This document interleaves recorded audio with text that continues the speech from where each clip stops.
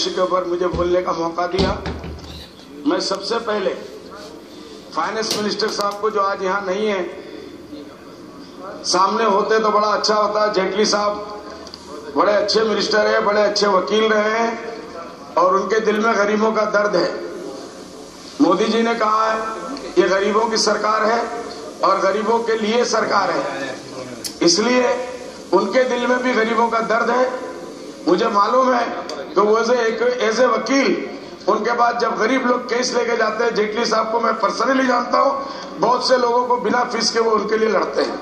मैं इसके लिए उनको मुबारकबाद देता हूँ। मुझे पूरी उम्मीद है कि इस फाइनेंस बिल से जेटली साहब के होते हुए जो 45 दिन में बना, बड़ी उम्मीदें हैं कि वो इस मुल्क की भलाई के लिए और गरीबों की भलाई के लिए जो उनका सोच है वो जरूर करेंगे और जो वादे वो कर रहे हैं उसको वो पूरा करने की पूरी कोशिश करेंगे। लेकिन चूंकि समय कम है, मुझे इसी के साथ जेटली साहब से ये कहना है कि महंगाई के बोझ से आज हिंदुस्तान का 98% इंसान मरा जा रहा है, दबा जा रहा है, रो रहा है, सिसक रहा है। उसके भी उनको सोचने की जरूरत है। उनके भी दिल में एक धड़कता हुआ दिल है जो गरीबों के लिए रोता है। तो मैं फाइनेंस मिनिस्टर साहब की जगह पे जो भी साहब हैं वो इस चीज को नोट करें कि पहली बात तो कि ट्रेन का भाड़ा जो 1 महीना नहीं 15 दिन पहले 14% बढ़ा दिया गया। फाइनेंस मिनिस्टर साहब, इस मामले में तुम ही हो माता पिता, तुम ही हो बंधु सखा, तुम ही हो। तुमको ही फाइनेंस घर की जो कमाई लाता है वही घर का सबका बढ़ाता है। आप फाइनेंस मिनिस्टर हो, आपके हाथ में इस मुल्क की पूरी भागडोर ऊपर वाले ने दे दी है। आप इस मामले में रेलवे मिनिस्टर साहब ने हमारी नहीं सुनी, कोई बात नहीं, लेकिन आप तो सुन सकते हैं। आपके वाला सुनने वाला कान भी है, आपका सुनने वाला दिल भी है। मैं व्यक्तिगत तरीके से आपको जानता हूं, तो मुझे उम्मीद है कि रेलवे बजट के अंदर, क्योंकि इसी से सारे गरीबों की हर चीज, कम्युनिटी, हर चीज का भाव बढ़ता है और गरीब के ऊपर इसका बोझ बढ़ता है। इसी के साथ मैं फाइनेंस मिनिस्टर से दरखास्त करूंगा कि गंगा के लिए उन्होंने बहुत बड़ा बजट दिया, गंगा के लिए उन्होंने बहुत बड़ा बजट दिया, हम इससे खुश हैं। लेकिन इसी के साथ मैं चूंकि नॉर्थ ईस्ट से आया हूं, आसाम से आता हूं, ब्रह्मपुत्र हमारे लिए ऊपर वाले का एक गजब बन गया है, एक देव बन गया है। सभापति साहब, मैं चाहूंगा फाइनेंस मिनिस्टर साहब इसको नोट करें। मैं बार बार इस आवाज को उठा रहा हूं कि ब्रह्मपुत्र नदी हमारे अब 25 साल के अंदर, 30 साल के अंदर 1,27,000 बीघा हेक्टेयर जमीन वो बर्बाद कर चुका है। 30 लाख लोग बेघर हो चुके हैं और वो अपने घर बार का उनको पता नहीं।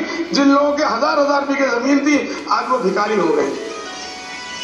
तो जैसे गंगा के लिए वो सोच रहे हैं, ब्रह्मपुत्र नदी के लिए वो जरूर सोचे। मैं फाइनेंस मिनिस्टर साहब को मुबारकबाद दूंगा कि उन्होंने माइनॉरिटीज के, मैं रिप्रेजेंट करता हूं, आसाम को रिप्रेजेंट करता हूं, उन्होंने जो गरीबों के लिए, आसाम के लिए, हमारे माइनॉरिटीज के लिए 3,734 करोड़ रुपया उन्होंने दिया है। ये बहुत अच्छा है। पहले मिनिस्ट्री से आपने कुछ बढ़ा के ही दिया है, लेकिन इसमें अभी बहुत बढ़त की जरूरत है, क्योंकि ये ऑल इंडिया बजट है। अलीगढ़ मुस्लिम यूनिवर्सिटी को कितना इसमें से जाएगा इसका उल्लेख नहीं है। अलीगढ़ मुस्लिम यूनिवर्सिटी के ब्रांच बिहार में गया, वहां क्या जाएगा? बंगाल में गया है, वहां क्या जाएगा? ये बड़ी बड़ी यूनिवर्सिटी है, क्योंकि प्राइम मिनिस्टर साहब को मुसलमानों के एजुकेशन से बहुत दिलचस्पी है। वो मुसलमानों को पढ़ा लिखा देखना चाहते हैं। तो मैं ये चाहूंगा, मैंने अपने आसाम के लिए अलीगढ़ मुस्लिम यूनिवर्सिटी के ब्रांच की डिमांड किया। मुझे उम्मीद है कि इसके ऊपर भी ख्याल रखा जाएगा और बजट में इसका एलोकेशन रखा जाएगा। ब्रह्मपुत्र नदी को कंट्रोल करने के लिए फाइनेंस के अंदर इसका ख्याल रखा जाएगा। मेरा बैकग्राउंड, सभापति महोदय, फाइनेंस मिनिस्टर साहब की तरफ से मैं ध्यान दिलाना चाहता हूं, मदरसा एजुकेशन के ऊपर है। ये गवर्नमेंट मदरसा एजुकेशन के ऊपर ध्यान देना चाहती है, उसको मॉडर्नाइज करना चाहती है, लेकिन पैसा सिर्फ 100 करोड़ रुपया रखा है। आज पूरे हिंदुस्तान के मदरसों के अंदर अगर इसको बांटा जाएगा सर, तो मैं नहीं समझता कि एक मदरसे को 5 लाख रुपया भी करके मिलेगा करके। कैसे मदरसे का संभव होगा? कैसे मदरसा मॉडर्नाइजेशन होगा? सर मेरा अभी शुरू नहीं हुआ, प्लीज हम लोग 3 क्यों हैं, और मैं तो इस तरफ तारीफ कर रहा हूँ, आप मुझे टाइम दीजिए प्लीज सर। तो मैं ये चाहूंगा कि मदरसा एजुकेशन में 3 चीज, मैं मिनिस्टर साहब का ध्यान चाहूंगा प्लीज, मिनिस्टर साहब ध्यान दें कि मदरसा 3 एजुकेशन है। एक वो है जो गवर्नमेंट फंडिंग है, एक नॉन फंडिंग है, एक जो है दरमियाना है, दोनों तरफ से लेते भी हैं। इसमें सर आप एक चीज नोट करिए कि सच्चर कमेटी की रिपोर्ट के हिसाब से 96% मुसलमान बच्चे स्कूलों में नहीं जा रहे या ड्रॉप आउट हो रहे हैं, 4% सिर्फ मदरसों में जा रहे हैं।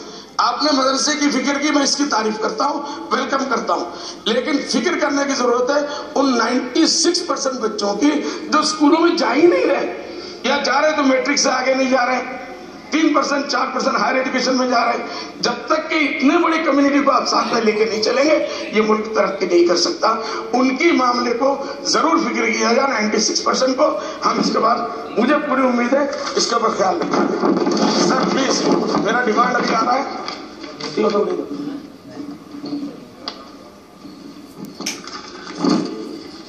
सर इसी के साथ आपने स्मार्ट सिटीज की बात की, बहुत बहुत मुबारक हो। ऐसी सिटीज होना चाहिए और देश को तरक्की करने के लिए यही चाहिए। मैं इसी के साथ अपने यहाँ के लिए, गुवाहाटी के लिए मैं डिमांड करूंगा कि हमारे गुवाहाटी को स्मार्ट सिटीज के अंदर शामिल किया जाए। मेरा क्षेत्र धुबड़ी है, बड़पेटा है, करीमगंज है, हमारे कैंडिडेट यहाँ बैठे हुए हैं एमपी साहबान। मैं अगर इनके बारे में नहीं बोलूंगा, ये मुझे घर में जाके पिटाई करेंगे सर, जरा इसका भी ध्यान रखेंगे, मुझे पूरी उम्मीद है।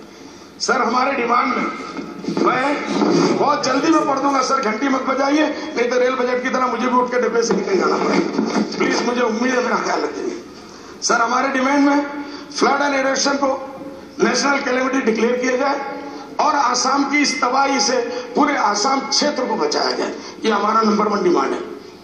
उसके बाद ब्रह्मपुत्र रिवर के लिए कंट्रोल के लिए, जैसे आपने गंगा के लिए किया सर, ब्रह्मपुत्र के लिए जरूर इसका ख्याल रखेंगे। आप तो सर हमारे मुंबई के हैं, आपकी फैमिली को मैं जानता हूं, आपका फैमिली में बड़ा दिल वाला है, इसलिए आप इसको जरूर नोट करें। Rehabilitation amount to start construction of Dhubri Phulbari bridge.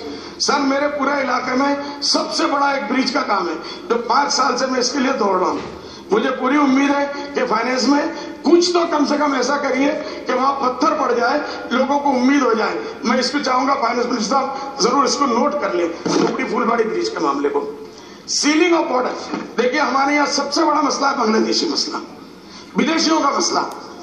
मैं एक मुसलमान होकर मैं ये कहना चाहता हूं, क्योंकि हम लोग इस भारत के नागरिक हैं, हमारे माथे पे कलंक लगा हुआ है कि ये सारे बांग्लादेशी है।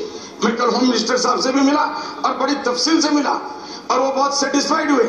मैं ये चाहता हूं, हमारी पार्टी ये चाहती है कि ये जो फेंसिंग का ये ढोल बंद किया जाए। सर ये 60 साल से 65 साल से नाटक चल रहा है, लूट मार हो रही है इस नाम से, इसको बॉर्डर को सील किया जाए।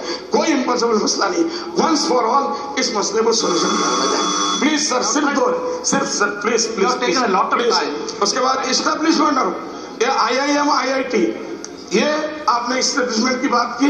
नॉर्थ ईस्ट में खासकर लोअर आसाम में मैं पूरी जोरदार डिमांड दूंगा, क्योंकि वहाँ हमारे माइनॉरिटी के बच्चे जो है पढ़ने में बहुत पिछड़े हुए हैं। अगर ये देंगे तो उनको आगे बढ़ाने के लिए बड़ी मदद होगी। इसी तरीके से स्पेशल कैंपस ऑफ अलीगढ़ मैंने अपना डिमांड दे दिया। रूपसी एयरपोर्ट जो हमारे उस इलाके की तरक्की के लिए बहुत बड़ा जरूरी चीज है, रूपसी एयरपोर्ट का पहले मिनिस्ट्री सब क्लियर कर चुके हैं, सिर्फ फंड अलॉट करना है, काम शुरू हो जाएगा सर। ये मेरी मेहरबानी, आप बड़ी मेहरबानी होगी। इसके बाद reopening of international airport, international sea port, इसके लिए भी आप थोड़ा फंड अलॉट करेंगे, मुझे पूरी उम्मीद है। उसके बाद establish of medical college, Dhubri के अंदर मैंने अपने मेडिकल कॉलेज का मैंने पूरा काम करा लिया। सिर्फ आपके यहाँ से थोड़ा फंड जाएगा सर और शुरू हो जाएगा। सर आपकी दुआई रहेगी, गरीबों का भला होगा। हम गरीब दुआई दे सकते हैं, आपसे रिक्वेस्ट कर सकते हैं, मुझे पूरी उम्मीद है। इसी के साथ मैं भरपूर 23 से तारीख करता हूँ इस पूरे बजट की। बहुत बहुत शुक्रिया।